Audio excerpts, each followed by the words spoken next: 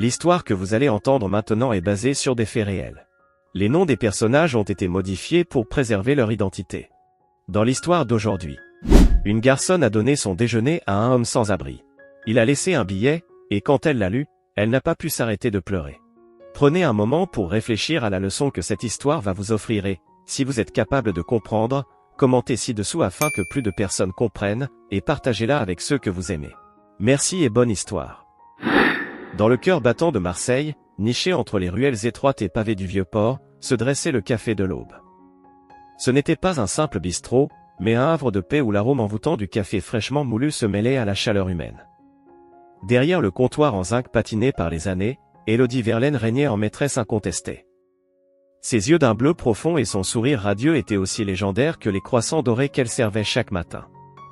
Le Café de l'Aube était bien plus qu'un lieu de restauration, c'était un microcosme de la vie marseillaise, un carrefour où se croisaient les destins. Des pêcheurs aux mains calleuses y côtoyaient des artistes bohèmes, des businessmen pressés y partageaient l'espace avec des retraités en quête de compagnie. Et au milieu de cette symphonie urbaine, Élodie orchestrait tout avec une grâce naturelle. Ce matin-là, alors que le soleil méditerranéen commençait à caresser les façades ocres des bâtiments, Élodie pressentait que quelque chose allait perturber la routine bien huilée du café. Une tension inexplicable flottait dans l'air, comme si l'univers lui-même retenait son souffle. « Élodie, ma chérie, tu as l'air préoccupée », remarqua Madame Beaufort, une habituée aux cheveux gris et au regard bienveillant.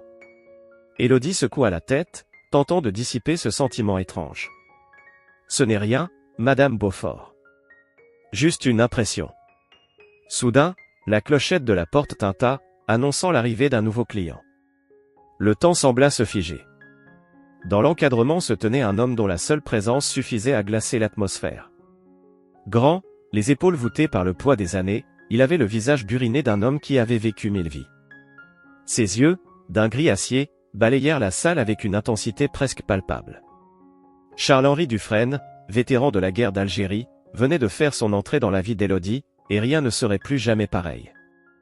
Le vieil homme s'avança d'un pas lourd vers le comptoir, son regard dur fixé sur Élodie. Le silence qui s'était abattu sur le café était assourdissant. Même le vieux percolateur semblait avoir cessé son ronronnement habituel. « Mademoiselle » grogna Charles-Henri, sa voix rauque comme du papier de verre.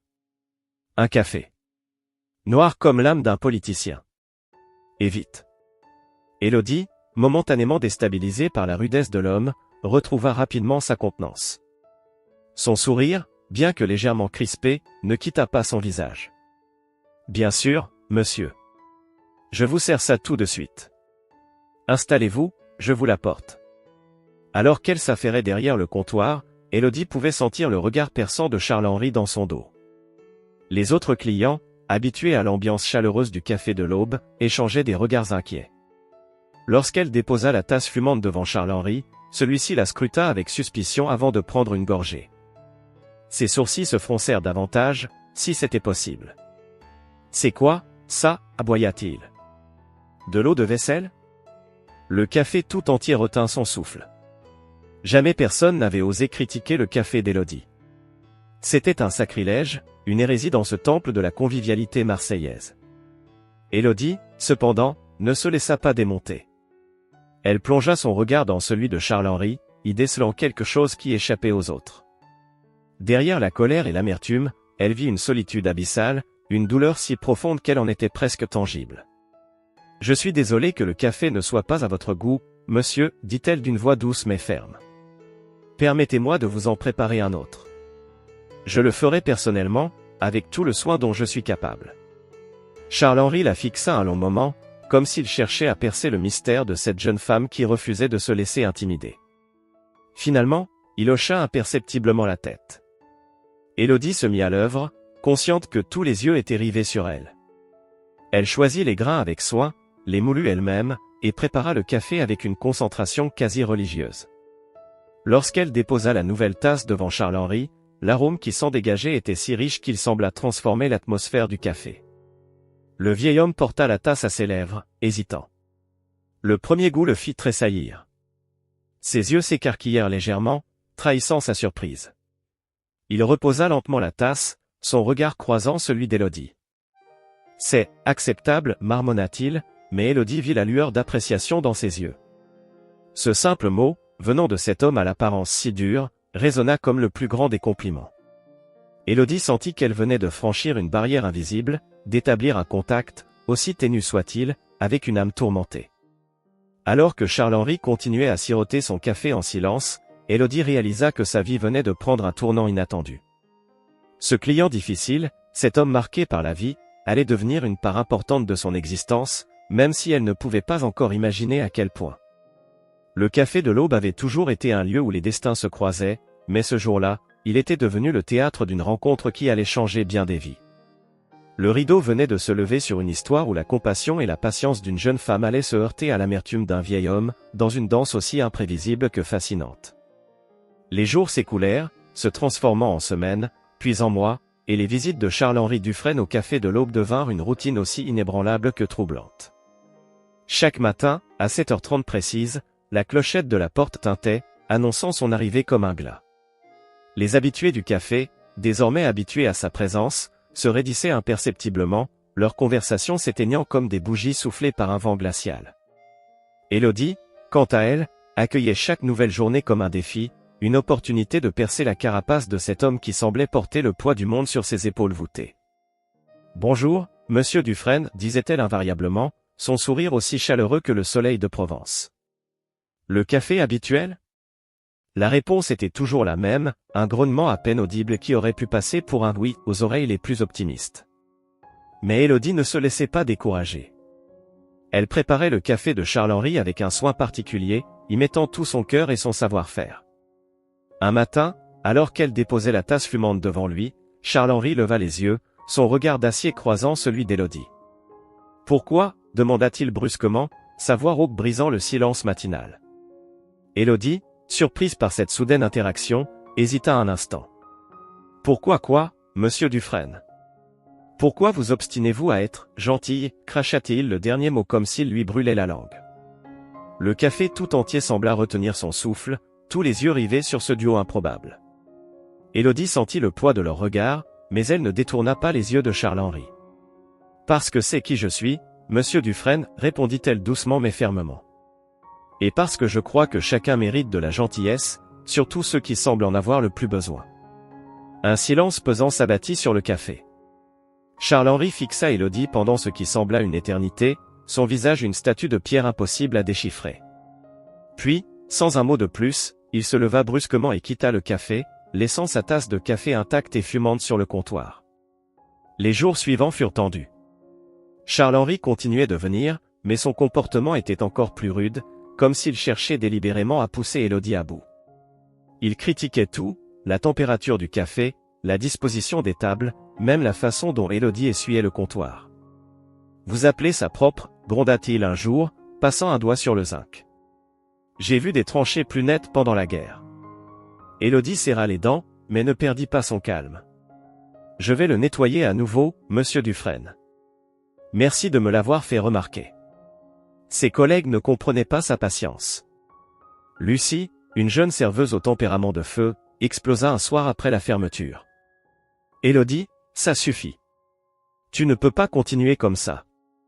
Cet homme est un monstre, il ne mérite pas ta gentillesse. » Élodie soupira, passant une main fatiguée sur son visage. « Lucie, tu ne comprends pas. Je vois au-delà de sa colère. Il y a une douleur en lui, une solitude si profonde qu'elle le consume de l'intérieur. »« Et alors » rétorqua Lucie. « Ce n'est pas une raison pour te traiter comme une moins que rien. »« Non, ce n'en est pas une, » admit Élodie. « Mais je refuse de répondre à la haine par la haine. Quelqu'un doit briser ce cycle. » Malgré sa détermination, Élodie ne pouvait nier que la situation pesait sur elle. Chaque nuit, elle rentrait chez elle épuisée, non pas physiquement, mais émotionnellement. Elle se demandait parfois si ses efforts n'étaient pas vains, si elle ne se battait pas contre des moulins à vent. Un soir, alors qu'elle fermait le café, elle trouva une enveloppe glissée sous la porte. À l'intérieur, un simple mot griffonné d'une écriture tremblante, « Pourquoi ?» Élodie reconnut immédiatement l'écriture de Charles-Henri. Ce simple mot, chargé de tant de questions non formulées, la bouleversa plus que toutes les remarques acerbes qu'il avait pu faire. Elle comprit alors que derrière son masque de dureté, Charles-Henri était tout aussi perplexe qu'elle face à cette situation. Le lendemain matin, lorsque Charles-Henri entra dans le café, Élodie l'attendait. Sans un mot, elle lui tendit une tasse de café et une enveloppe. Intrigué, il l'ouvrit pour y trouver sa réponse. Parce que je crois en l'humanité, même quand elle se cache. Parce que la compassion est plus forte que la colère. Et parce que, malgré tout, je vois en vous quelqu'un qui mérite d'être vu. Charles-Henri leva les yeux vers Élodie, et pour la première fois, elle vit une fissure dans son armure. Ce n'était qu'un instant, un éclair de vulnérabilité rapidement masqué, mais c'était suffisant. Élodie sut alors que son combat n'était pas vain, que quelque part, derrière les murs qu'il avait érigés, Charles-Henri l'entendait. Ce jour-là marqua un tournant subtil mais significatif dans leur relation. Les remarques de Charles-Henri, bien que toujours acerbes, semblaient avoir perdu de leur mordant. Et parfois, très rarement, Élodie croyait apercevoir l'ombre d'un sourire sur ses lèvres lorsqu'elle lui servait son café. Le défi quotidien continuait, mais désormais, Élodie savait qu'elle n'était pas seule dans cette bataille. Quelque part, derrière sa façade de pierre, Charles-Henri luttait aussi, contre ses propres démons, contre une vie de solitude et d'amertume. Et peut-être, juste peut-être, la gentillesse obstinée d'Élodie était le premier rayon de soleil à percer les nuages de son existence depuis bien longtemps. Au fil des saisons, une étrange dynamique s'installa entre Élodie et Charles-Henri. Leur relation, si on pouvait l'appeler ainsi, était un ballet complexe de gestes subtils et de non-dits. Chaque matin, leur interaction commençait de la même manière, Charles-Henri entrait dans le café, son regard d'acier balayant la salle avant de se poser sur Élodie. Elle, déjà prête, lui adressait un sourire chaleureux qui ne recevait en retour qu'un hochement de tête à peine perceptible. Pourtant, sous cette apparente routine, quelque chose avait changé. Les remarques acerbes de Charles-Henri s'étaient peu à peu adoucies, se transformant en grognements presque amicaux. Élodie, quant à elle, avait appris à lire les humeurs du vieil homme comme un livre ouvert. Elle savait maintenant que lorsqu'il tapotait nerveusement la table, c'était le signe qu'il avait passé une nuit agitée, hantée par des souvenirs qu'il préférait oublier. Un matin d'automne, alors que les feuilles dorées tourbillonnaient devant les fenêtres du café, Charles-Henri arriva plus tôt que d'habitude. Le café était encore vide, baigné dans la douce lumière de l'aube. Élodie, surprise de le voir à cette heure, sentit immédiatement que quelque chose n'allait pas. Les épaules de Charles-Henri étaient plus voûtées que d'habitude, et ses yeux, habituellement si vifs, semblaient éteints. « Monsieur Dufresne, dit-elle doucement, vous êtes bien matinal aujourd'hui. Tout va bien ?» Charles-Henri leva les yeux vers elle, et pour la première fois, Élodie y vit une vulnérabilité qu'il n'avait jamais laissé paraître auparavant. Il ouvrit la bouche comme pour parler, mais aucun son n'en sortit. À la place, il sortit de sa poche un vieux portefeuille en cuir usé et en tira une photo jaunie par le temps.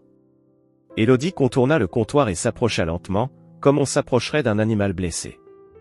Sur la photo, elle vit un jeune homme en uniforme militaire, le visage souriant et les yeux brillants d'espoir. À côté de lui se tenait une jeune femme radieuse, vêtue d'une robe d'été. « C'était vous, » murmura Élodie, reconnaissant les traits de Charles-Henri dans le jeune soldat. « Oui, » répondit-il, sa voix à peine audible. « Et Marie, ma femme. » Élodie sentit son cœur se serrer. En des mois de service, c'était la première fois que Charles-Henri partageait quoi que ce soit de personnel. « Elle est magnifique, dit-elle doucement. Vous formez un très beau couple. » Charles-Henri caressa doucement la photo du bout des doigts. C'était il y a une éternité. Avant que la guerre ne vienne tout gâcher. Élodie resta silencieuse, sentant que Charles-Henri avait besoin de parler, de laisser sortir ce qu'il avait gardé enfoui pendant si longtemps.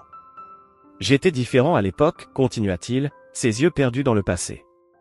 Plein d'espoir, d'ambition. Je pensais que le monde était à nos pieds. Puis l'Algérie est arrivée, et tout a changé. » Sa voix se brisa sur les derniers mots. Élodie, mue par un instinct qu'elle ne comprenait pas elle-même, posa doucement sa main sur celle de Charles-Henri. À sa grande surprise, il ne la retira pas. « Quand je suis revenu, je n'étais plus le même homme, poursuivit-il. Les horreurs que j'avais vues, les choses que j'avais dû faire. Elles m'ont changé. » Marie a essayé de comprendre, d'être patiente, mais... Il s'interrompit, incapable de continuer. Élodie sentit les larmes lui monter aux yeux. Pour la première fois, elle voyait au-delà de la façade grincheuse de Charles-Henri, elle voyait l'homme brisé par la vie, portant le poids de ses regrets comme une croix. « Elle est partie ?» demanda-t-elle doucement. Charles-Henri secoua la tête. « Non, c'est moi qui suis parti. Je ne pouvais pas supporter de voir la peur dans ses yeux chaque fois que je me réveillais en hurlant au milieu de la nuit. Je ne pouvais pas supporter de la voir s'éteindre à petit feu à cause de moi. Alors je suis parti, pensant que c'était mieux pour elle.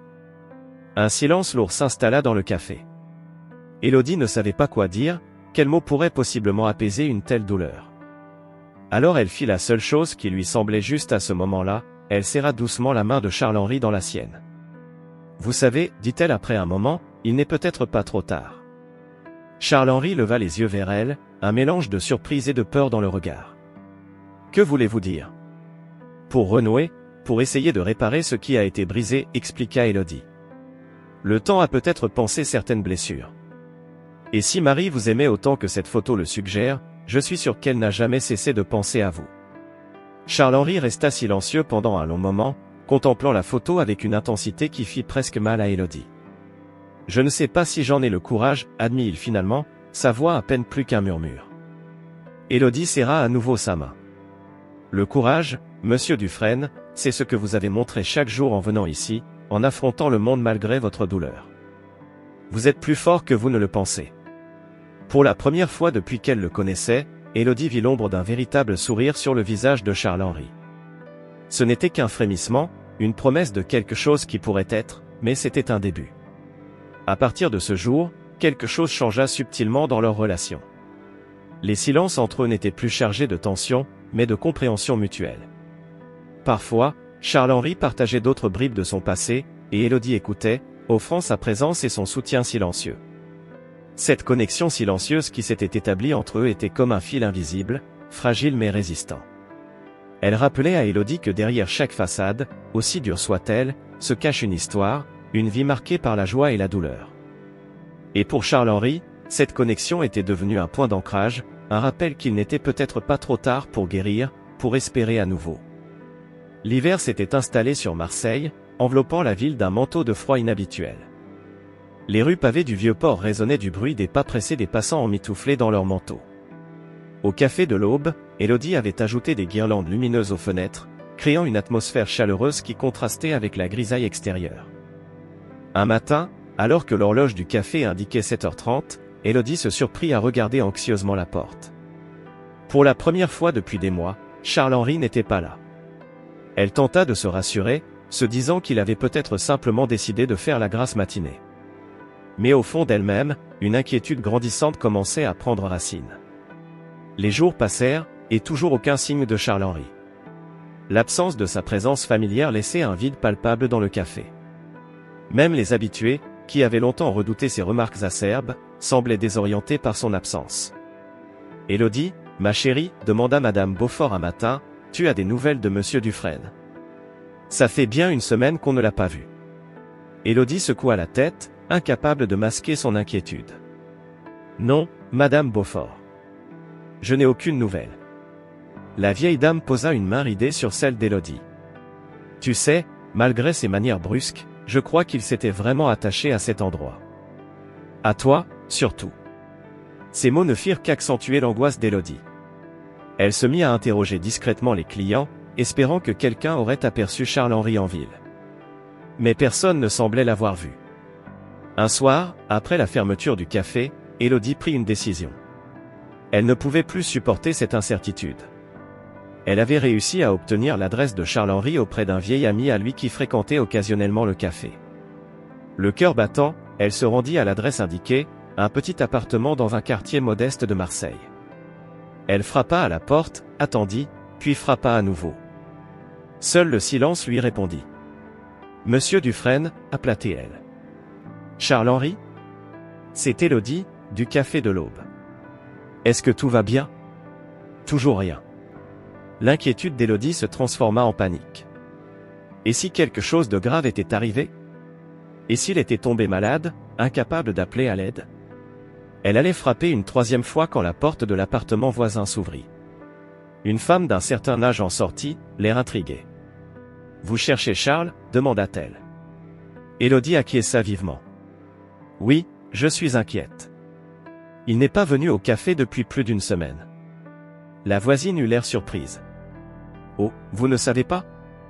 Il est parti. »« Parti ?» répéta Élodie, sentant son cœur se serrer. Parti où? La voisine haussa les épaules. Je ne sais pas exactement. Il y a quelques jours, je l'ai vu charger une valise dans un taxi. Il avait l'air différent. Presque nerveux, mais aussi excité. C'est difficile à décrire. Élodie sentit le sol se dérober sous ses pieds. Charles-Henri était parti, sans un mot, sans une explication. Avait-elle fait quelque chose de mal? Avait-elle franchi une limite invisible en essayant de l'aider à renouer avec son passé? Les jours suivants furent difficiles pour Élodie. Elle continuait à servir les clients avec son sourire habituel, mais ceux qui la connaissaient bien pouvaient voir que quelque chose n'allait pas. Ses yeux scrutaient constamment la porte, espérant voir apparaître la silhouette familière de Charles-Henri. Un matin, alors qu'elle essuyait machinalement le comptoir, Lucie s'approcha d'elle. « Élodie, il faut que tu arrêtes de te torturer comme ça, dit-elle doucement. S'il est parti, c'est son choix. Tu ne peux pas sauver tout le monde. » Élodie se tourna vers son amie, les yeux brillants de larmes contenues. « Tu ne comprends pas, Lucie. Ce n'est pas juste une question de le sauver. C'est comme si une partie de moi était partie avec lui. Je sais que ça peut paraître fou, mais... » Elle s'interrompit, incapable d'exprimer ce qu'elle ressentait vraiment. Comment expliquer ce lien étrange qui s'était tissé entre elle et cet homme brisé? Comment mettre des mots sur cette connexion qui dépassait la simple relation entre une serveuse et son client difficile? Les semaines passèrent, et l'absence de Charles-Henri devint une présence en soi, un fantôme qui hantait les recoins du café de l'Aube. Élodie continuait à espérer, à guetter le moindre signe, le moindre indice qui pourrait expliquer sa disparition soudaine. Un soir, alors qu'elle fermait le café, elle trouva une enveloppe glissée sous la porte. Son cœur fit un bond dans sa poitrine lorsqu'elle reconnut l'écriture tremblante sur l'enveloppe. C'était celle de Charles-Henri. Les mains tremblantes, elle ouvrit l'enveloppe et en sortit une simple carte postale. Sur le recto, une image d'un petit village provençal baigné de soleil. Au verso, quelques mots griffonnés à la hâte. « Élodie, votre gentillesse m'a donné le courage de faire face à mon passé. Je suis retourné là où tout a commencé. Merci pour tout. Charles-Henri. » Élodie serra la carte contre son cœur, un mélange de soulagement et de tristesse l'envahissant. Charles-Henri était vivant. Il allait bien. Et peut-être, juste peut-être, avait-il trouvé le chemin vers la guérison qu'elle avait tant espéré pour lui. Mais alors qu'elle regardait la carte, une question persistait dans son esprit, reviendrait-il un jour au café de l'Aube? Ou cette carte était-elle un adieu définitif? Le mystère de la disparition de Charles-Henri avait peut-être trouvé une explication partielle, mais pour Élodie, c'était le début d'une nouvelle attente, d'une nouvelle incertitude. Et tandis qu'elle éteignait les lumières du café ce soir-là, elle ne put s'empêcher de jeter un dernier regard vers la porte, espérant contre tout espoir que demain, peut-être, Charles-Henri franchirait à nouveau le seuil du café de l'Aube. Les mois s'écoulèrent comme les vagues sur les plages de Marseille, inlassables et réguliers. Le café de l'Aube continuait de vivre au rythme de ses habitués, mais pour Élodie, chaque jour était teinté d'une attente silencieuse. La carte postale de Charles-Henri, désormais légèrement froissée à force d'être relue, reposait dans le tiroir de sa table de chevet, témoin muet d'une histoire inachevée. Un matin de printemps, alors que les mimosas commençaient à embaumer l'air de leur parfum délicat, la routine bien huilée du café fut brusquement interrompue. La clochette de la porte tinta, annonçant l'arrivée d'un nouveau client. Élodie leva les yeux, son cœur faisant un bond dans sa poitrine comme à chaque fois, espérant voir la silhouette familière de Charles-Henri. Mais ce n'était pas lui. À la place se tenait un homme d'une cinquantaine d'années, vêtu d'un costume sombre qui contrastait avec l'ambiance décontractée du café. Ses yeux balayèrent la salle avant de se poser sur Élodie. « Mademoiselle Verlaine ?» demanda-t-il d'une voix grave. Élodie acquiesça, intriguée. « C'est moi. Que puis-je faire pour vous ?» L'homme s'avança vers le comptoir, sortant une carte de visite de sa poche. « Je suis maître Dupont, notaire. J'aurais besoin de vous parler en privé, si possible. » Le cœur d'Élodie se serra. Un notaire? Que pouvait-il bien lui vouloir? Elle jeta un coup d'œil à Lucie, qui comprit immédiatement et vint prendre sa place au comptoir. Élodie guida maître Dupont vers une table isolée au fond du café. Une fois assis, le notaire sortit une enveloppe de sa mallette. « Mademoiselle Verlaine, je suis ici concernant monsieur Charles-Henri Dufresne, commença-t-il. Élodie sentit son cœur s'arrêter. Est-ce qu'il lui est arrivé quelque chose? Maître Dupont hocha gravement la tête. J'ai le regret de vous informer que Monsieur Dufresne est décédé il y a 2 semaines. Le monde sembla s'effondrer autour d'Élodie. Les bruits du café s'estompèrent, remplacés par un bourdonnement sourd dans ses oreilles. Charles-Henri, mort? C'était impossible. Il ne pouvait pas être parti, pas comme ça, passant. Mademoiselle Verlaine? La voix du notaire la ramena à la réalité. Je sais que c'est un choc, mais il y a autre chose que vous devez savoir. Élodie le regarda, les yeux embués de larmes. Quoi donc? Monsieur Dufresne vous a désigné comme sa légataire universelle. Ces mots mirent un moment à prendre sens dans l'esprit d'Élodie. Je ne comprends pas, balbutia-t-elle. Maître Dupont ouvrit l'enveloppe qu'il tenait et en sortit plusieurs documents. Monsieur Dufresne vous a légué l'intégralité de ses biens. Cela inclut une somme d'argent conséquente, sa maison de famille en Provence, et sa voiture ancienne. Élodie secoua la tête, incrédule. Mais, pourquoi moi? Je n'étais que, nous n'étions pas. Le notaire sortit une autre enveloppe de sa mallette.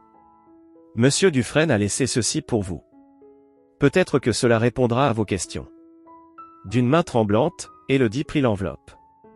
Elle reconnut immédiatement l'écriture de Charles-Henri. Avec un mélange d'appréhension et de curiosité, elle l'ouvrit et commença à lire. Ma chère Élodie, si vous lisez ces lignes, c'est que je ne suis plus de ce monde.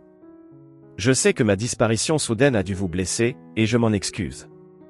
Mais il y a des choses que je devais faire, des fantômes que je devais affronter. Votre gentillesse et votre patience m'ont rappelé ce que c'était que d'être humain, après des années passées à me cacher derrière ma colère et mon amertume. Vous m'avez donné le courage de faire face à mon passé, de retourner là où tout avait commencé. Je suis retourné dans mon village natal, j'ai retrouvé Marie. Nous avons parlé, pleuré, ri.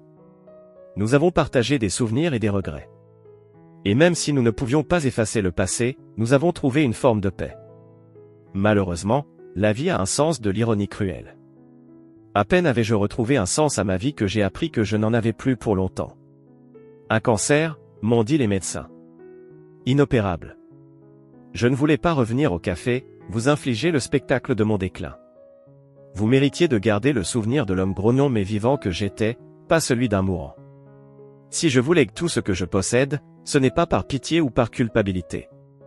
C'est parce que vous m'avez montré que la bonté existe encore dans ce monde, que l'espoir est possible même pour les âmes les plus tourmentées. Utilisez cet héritage comme bon vous semble. Réalisez vos rêves, aidez ceux qui en ont besoin. Continuez à répandre cette lumière qui est la vôtre. Avec toute ma gratitude et mon affection. Charles-Henri. Les larmes coulaient librement sur les joues d'Élodie alors qu'elle finissait la lettre.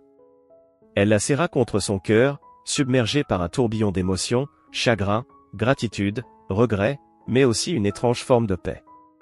Maître Dupont attendit patiemment qu'elle se reprenne.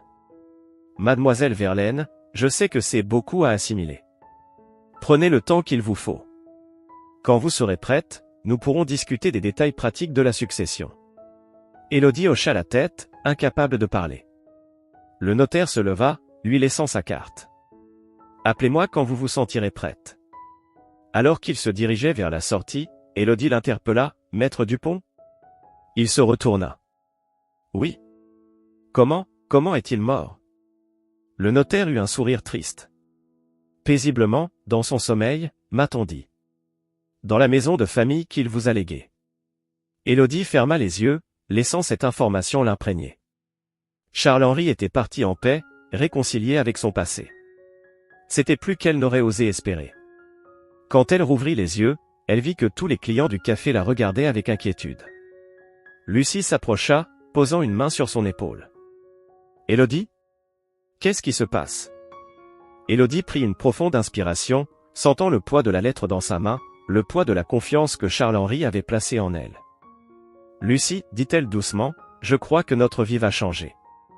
Et je crois que le café de l'Aube va avoir un nouveau chapitre à écrire. » Alors qu'elle se levait pour faire face à cette nouvelle réalité, Élodie sentit une détermination nouvelle naître en elle. L'héritage de Charles-Henri n'était pas seulement matériel. C'était une responsabilité, une mission de continuer à répandre la gentillesse et l'espoir, même dans les moments les plus sombres. Le café de l'Aube allait devenir bien plus qu'un simple café. Il allait devenir un phare d'espoir pour tous ceux qui, comme Charles-Henri, avaient besoin d'un peu de lumière dans leur vie.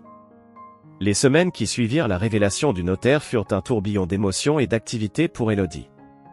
Le choc initial de la perte de Charles-Henri avait laissé place à une détermination tranquille, nourrie par le désir de donner un sens à cet héritage inattendu.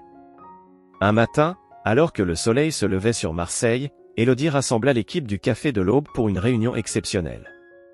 Le café était fermé, les chaises encore sur les tables, créant une atmosphère inhabituelle de solennité. « Mes amis, commença Élodie, sa voix légèrement tremblante mais résolue, comme vous le savez, j'ai récemment hérité d'une somme importante. J'ai beaucoup réfléchi à ce que je voulais en faire, et j'ai pris une décision. » Elle fit une pause, balayant du regard les visages curieux de ses collègues et amis. « Je veux transformer le Café de l'Aube. Pas seulement le rénover, mais en faire quelque chose de plus. Un lieu qui incarnera vraiment son nom, un phare d'espoir pour ceux qui en ont besoin. » Lucie, les yeux écarquillés, fut la première à réagir. « Que veux-tu dire exactement, Élodie ?» Élodie sourit, ses yeux brillants d'excitation. « Je veux créer un espace où les gens pourront non seulement venir prendre un café, mais aussi trouver de l'aide, du soutien, de la compassion. Un endroit où des personnes comme Charles-Henri pourront se sentir accueillies et comprises. » Elle déroula les plans qu'elle avait fait dessiner. « Nous allons agrandir le café. Il y aura un espace pour des groupes de soutien, une petite bibliothèque, même un coin où les gens pourront venir simplement parler s'ils en ressentent le besoin. » Le silence qui suivit fut brisé par Antoine, le plus ancien employé du café. « C'est ambitieux, Élodie. Mais comment allons-nous gérer tout ça ?» Élodie hocha la tête, reconnaissant la pertinence de la question. « J'ai pensé à tout ça. Nous allons avoir besoin de formation, d'aide extérieure. J'ai déjà contacté des associations locales qui sont prêtes à nous soutenir. Et bien sûr, j'aurai besoin de chacun d'entre vous. Si vous êtes d'accord pour embarquer dans cette aventure avec moi. » Les réactions furent mitigées. Certains, comme Lucie, étaient enthousiastes. D'autres semblaient plus hésitants, intimidés par l'ampleur du projet. « Je sais que c'est beaucoup demandé, » continua Élodie. « Ce ne sera pas facile. Mais je crois vraiment que nous pouvons faire la différence. Charles-Henri m'a montré que parfois, tout ce dont une personne a besoin, c'est d'un endroit où elle se sent acceptée, où quelqu'un prend le temps de l'écouter. » Les semaines suivantes furent intenses. Le café ferma temporairement pour les travaux. Élodie passait ses journées à superviser les rénovations, à rencontrer des associations, à planifier la nouvelle organisation. Les nuits étaient courtes, remplies de doutes et d'espoir.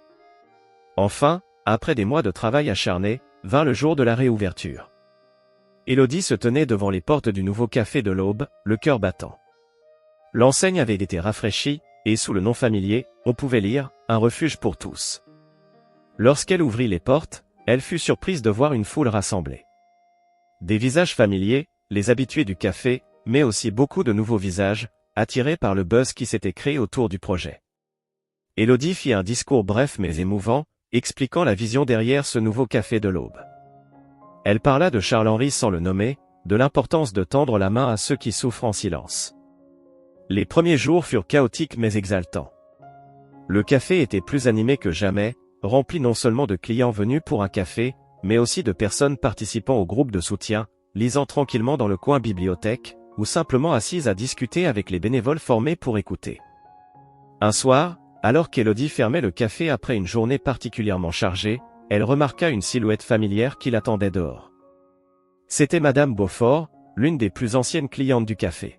« Ma chère Élodie, » dit la vieille dame en s'approchant, « je voulais te dire quelque chose. » Élodie sourit, fatiguée mais heureuse. « Je vous écoute, Madame Beaufort. Tu sais, j'étais sceptique au début. Je me demandais si tu n'allais pas gâcher ce bon vieux café avec toutes ces nouvelles idées. » Elle fit une pause, ses yeux brillants d'émotion. « Mais aujourd'hui, j'ai vu quelque chose qui m'a fait changer d'avis. » Intriguée, Élodie l'encouragea à continuer. Il y avait ce jeune homme, assis tout seul.